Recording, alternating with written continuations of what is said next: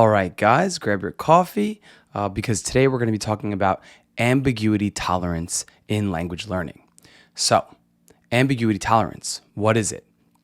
Basically, it's this idea that, or it's a skill rather, that allows the individual or the language learner to accept the fact that they don't know everything. Now, this is really important. Here's why. When people start learning a foreign language, let's say it's their first foreign language they ever approach, they're going to do a couple of things, that are probably just not super effective. Like they're going to start reading from day one. They're going to try to practice speaking from day one. But one of the big habits or bad habits I see all the time is looking up words. And this makes sense because it makes sense why people would want to look up words when they're learning a new language, right? It seems almost like obvious. Like, of course you have to look up words, right?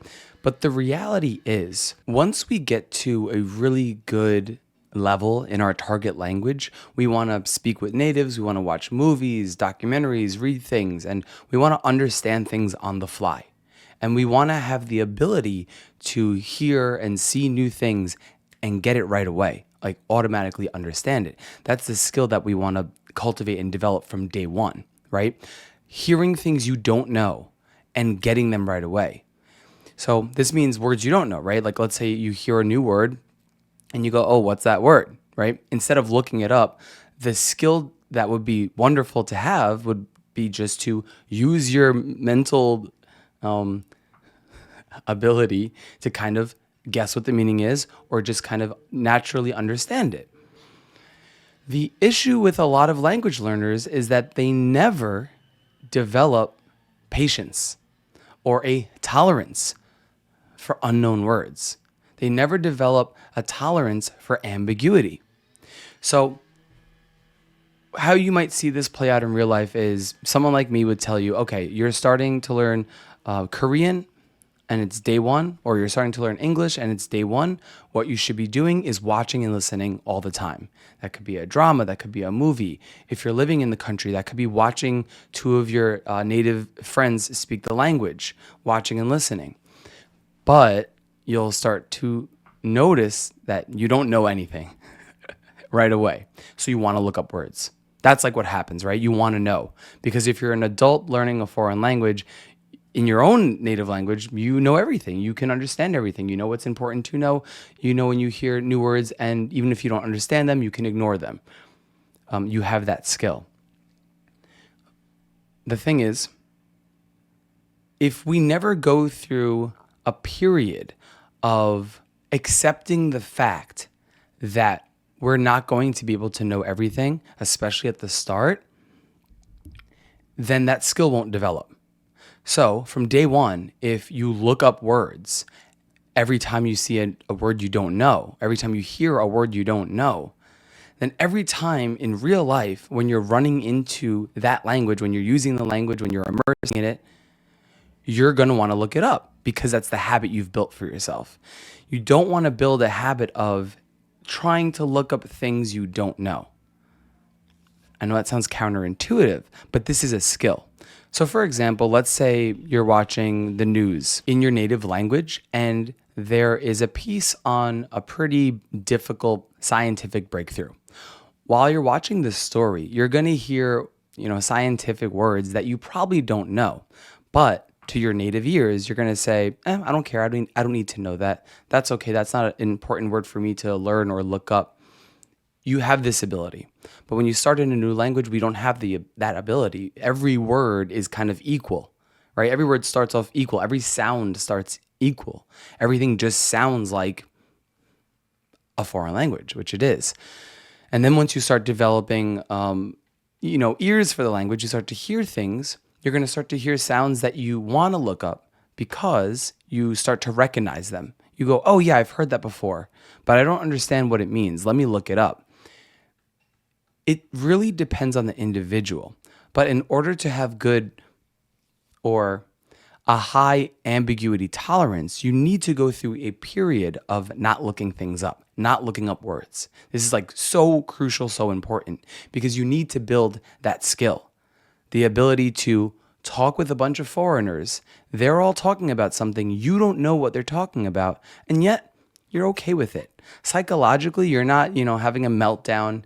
You're not feeling pressure. You're not feeling anxiety.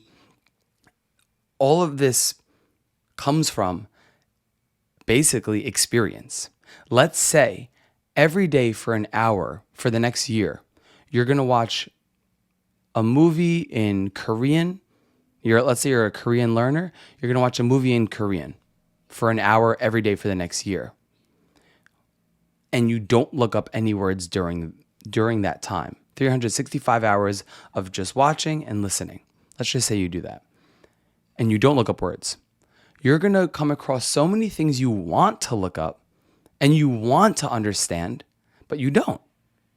If you do that every day for an hour, then your ambiguity tolerance is going to be really high.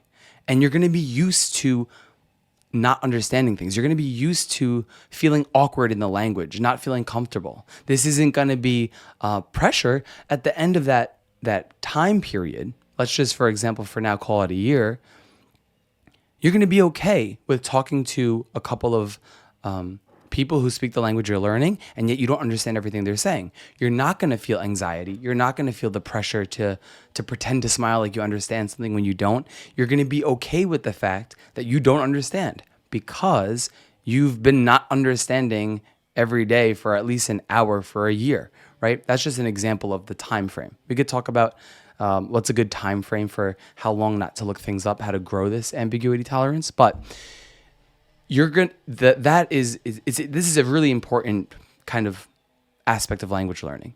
When you start off with immersion, meaning you're just going to be exposing yourself to the language in a natural setting. So that could be a digital setting or IRL setting. But the point is, if you're watching something, you're watching native speak, you're listening to a podcast, anything, you're going to have the urge to look things up, especially at the beginning, because you want to know. As adults, we know everything, right? It feels good to know things. And all of a sudden you become a baby again. You want to know everything. And so ambiguity tolerance is probably the most important skill to develop immediately. Because if you can handle not understanding things, then you can actually immerse in the language without having to try. And that's the beauty of all of it. Now, I'm not saying you shouldn't look up words. You should look up words, but there is a specific time when you should start to look up words and how you should look up words. And I'll talk about that in the next video. But if you look at language learning in two phases, you have the non-reading phase and then you have the reading phase. That's how I break down language learning, foreign language learning, into two categories. I don't really do the beginner, intermediate, advanced, whatever. I basically look at language learning as non-reading level and a reading level. And so for example, in Korean right now, as of recording this video, I'm at a reading level. And in Japanese right now, as of recording this video, I'm at a non-reading level. Okay, so in the non-reading level stages, some people might call that the beginner stages or intermediate stages, but in the non-reading stage, which is the start, there are two periods, I think, that exist. The ambiguity tolerance building stage, and then the it's okay to look up words stage. And then after you get those two stages down, you'll eventually become, you'll get to a reading level, or the reading stage, where it's okay to read and start to read and learn how to read. We'll get into that later. But in the non-reading stage, you can look at it as two parts: ambiguity tolerance building and then looking up words. So it really depends on the individual on how long it will take to build a strong tolerance for ambiguity, right? Like for some people, naturally, they're going to be more okay with watching a show for 30 minutes, not understanding everything, and then just moving on to the next episode and so on and so forth. There are going to be some people who just have that in them. Like they enjoy everything about the thing they're watching, and they don't have the metacognition going on telling them that they have to look up words. There's going to be other people who have never experience sitting down for 10 minutes watching a show with no subtitles and being okay with just not understanding anything. That's going to be the majority of people. So, in that situation, not in that situation, it's going to depend on the individual and how long it will take to develop a good tolerance for ambiguity, right? And so it could be a month, it could be 2 months, it could be 3 months, it could be 4 months, it could be 5 months. It really just depends on, one, how many hours a day are you spending, immersing in the language? Is it 10 minutes a day or is it 3 hours a day? Because the person who's doing it 3 hours a day is going to realize, wow, yeah, I can't even look up all the stuff I want to look up. There's just no time because I'm constantly immersing. The person who's only learning 10 minutes a day, well, they're probably going to be more aware of the amount that they don't know because it's in a shorter time frame. So they're going to be able to pick out the things that they want to look up. And so there's a couple of things going on there. One, how many hours a day are you immersing in the language and just like constantly getting exposed to it? And how long is that for? I would say typically it shouldn't take too long. This is just kind of like my gut feeling. I think, for most people, if they're spending an hour to 2 hours a day immersing in the language, but specifically if they're doing focused time, where like focused time, let's just call it watching a movie with no subtitles, right? So if they're doing that for an hour a day and that goes for like 3 months, they're probably going to have a high tolerance for ambiguity because they're not looking up words for 3 months straight, 1 hour every day. It's like a piece of cake to them. It's what they do. It's just a habit, right? So it depends on how much time you're actually spending in the language, the real language, not textbook material, not stuff that teaches you the language, stuff that natives are watching, natives are listening to, right? And then if you're in the country of your target language, watching the natives speak, so watching and listening, and not looking up words. You need to start with watching and listening a lot, and don't look up words for X amount of time. And this is how you build your tolerance for ambiguity. And then eventually, when you get better and better and better at the language, that skill of hearing something in real time and being able to recognize if it's something that you actually need to know or you could just ignore will develop. That's such a huge skill. So I think try it out. And here's the thing. Yes. Also, let's say you're pretty good at the language that you're trying to learn right now. If it's English, it's English. If it's Korean, it's Korean. If it's Spanish, doesn't matter. Let's say you're decent at the language, but you feel like you could be a little bit better, right? Like let's say that you're kind of struggling, you're plateauing, as people say. One of the things that I think is good for anybody who's never spent a period of time not looking up words is to do just that. Even if you're decent at the language, spend the next month or 2 or 3 of not looking up anything. At first, it's going to be tough because you want to know, right? And you feel like you should look up things. But language learning mostly is counterintuitive, and you should just leave most of the work to your subconscious, right? You just got to choose content that you're interested in, that you actually enjoy. Watch that, share that with your friends. If you have friends in the language, show them that, have conversations about that. But spend a decent amount of time not looking anything up. Build that tolerance. It's okay to not know, because at the end of the day, I know what terrifies most people is being in a setting like, let's say, with like 3 native speakers, and you're at a cafe, and it's like one of your friends who speaks language, and then 2 of their friends, and then you. So it's the 4 of you hanging out in that language, and all of a sudden someone tells a joke, and everyone's laughing except for you because you don't understand. This is like what a lot of people fear. And if you've had that experience, we've all had that experience. Yeah, it produces anxiety, and you feel pressure, you feel awkward. So how you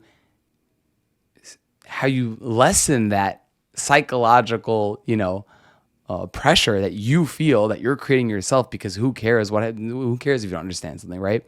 Is you just do it all the time. If you're in that situation that I just described for an hour a day, every day, for 3 months, You're going to be like, oh yeah, I'm just not going to understand stuff. And that's the way it is.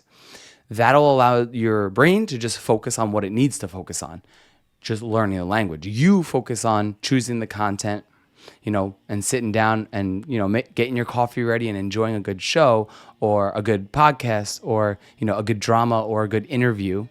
And when you don't understand things, your brain's just going to do the work. It's going to say, yep, don't know that. Maybe it'll be important. Let's save that for later. And you don't have to actually fear not knowing, because not knowing is good. You need to build that skill. If you keep looking up words, every single time you look up a new word, it tells your brain when you don't know something, you should be looking it up. So then it activates the conscious part of learning, which in language learning is not really efficient. It's not really good. We want to have it be mostly unconscious learning. And so every single time you come across a new word, if you go, oh, I have to look this up, then that's telling your brain every time you don't know something, you have to look things up. So especially at the beginner stages, that's going to be every single sentence, every single moment. All you're going to be doing is thinking about looking up stuff, opposed to focusing on the story, focusing on the expressions in the body gestures, the facial expressions, the sounds. You're going to be caught up. Should I look this up? Should I look this up? Should I look this up? I should look that up. I should look that up. I don't understand. If you don't accept the fact that you're not going to know a lot, especially at the beginning. And so you just keep on going. So my suggestion is for ambiguity tolerance. The idea is you want to be able to accept the fact that you don't know things. This will allow you to focus on the things you do understand, and your brain will take care of the rest. But if you've never done this, if every time you come across a new word, you look it up, then you don't have that skill. So in real life, in real time, when you're actually trying to use the language for yourself, you're going to be caught up trying to look words up, opposed to developing the skill of contextualization, hearing things in real time, in a given context, and trying to derive meaning from it. So for the next month or 2 months or 2 months or 3 months, try to start to build your tolerance for ambiguity. Don't look up words. In the next video, I will tell you about how to look up words and when you should look up words and what words to look up. But that's in the second phase of the non-reading stage of language learning. You start off just immersing and not looking words up. Then, once you have a high tolerance for ambiguity, you could start looking words up, because at that point, you will know what words you should look up, when you should look them up, how to look them up. That's the important part. And we'll get to that in the next video.